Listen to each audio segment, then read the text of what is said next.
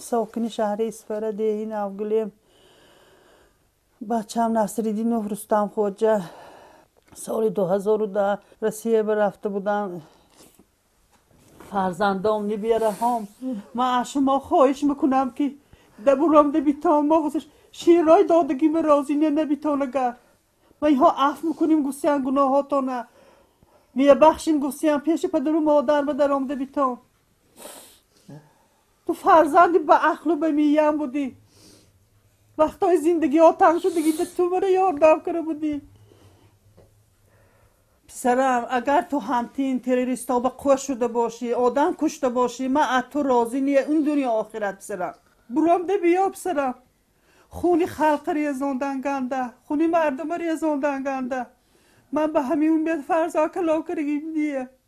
فرزندم رستم خواجه عبدالرحیم دیگه اینتین همتین خون ریز باشیدتان و همتین خون ریزانی کراسه باشیدتان من شوهانه نمیه بخشم پسرم. چا کنم مردنم ماند و خلاص پسرم در آمده بیتال. من به این گشت لا پسرم.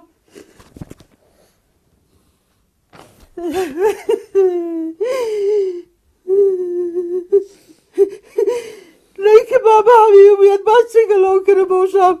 شیری حلال دادم نانی حلال دادم من دوزی که دی کلا کرگیم لیا چیه بری که دی زخم و زوازه زده کلا کرم من.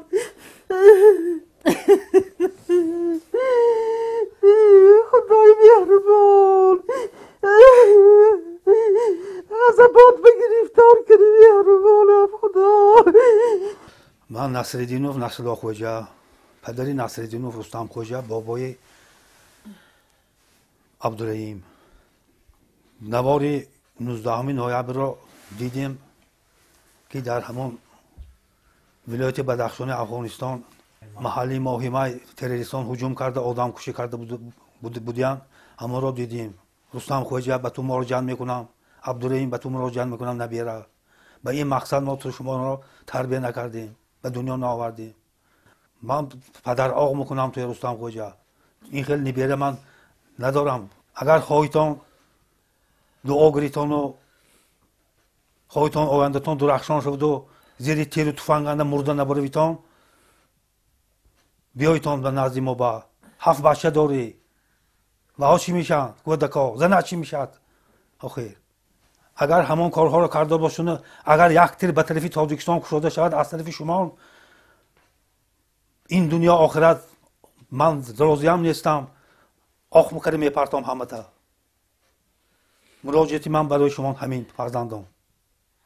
نبیرم عبدالرحیم ما از همین ویدیو دیدیم که تو و همین گروه های تروریستی شامل شده بودی. نه اینکه آدم همیخیل شود همیخیل آدم کشی های خیلی آدمی بنده خدا همون افغانای هم پدر دارد مادر دارد بچه دارد شما با این آدم کشی قرآن نیست که آخه خدا نگفته است که بنده من کش بنده کشتگی میدانیش خیلی جاش کجا دوزخی میشتان خواهیتان بیتان خدمتی ما کنیتان آمده آدم نکشته و همین امید ما کلان کردیم شما را. اگر همین تکرار شود تو سوی تاجیکستان تو ترکشای کنیتان و همین خیلی کنیتان اگر آخ کردم من شما نه این خیلی فرزندانی بیرن ندارم من تمام راه نیست دیگر شما درگاهی من بینجا با از خدا ترس باشتون اگر برگردتان پیشی من و آچت و دادر خواهرکاتان با و هاتان با خیشاوند با خدمت ما کنیتان آمده انا خدا شما نه جنت بمفساند نه اینکه جنگ که شما جنت بمفساند میه بیتان آزاد همیشه ما به نگاه کرد زندگی میکنیتان بچه‌هاتون ماندگیش کلام میکنین جنده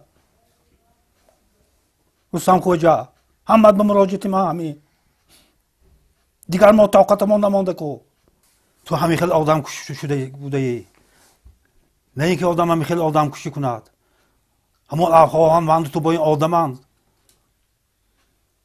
خدا مگر فرمودد که برادر را کشته کردشه گیرد حیوانوار تا عمر نمیبخشم من که نبخشیدم خدا نمیبخشد آخ میکنم و درگاهی من به شما راه نمیشود سانه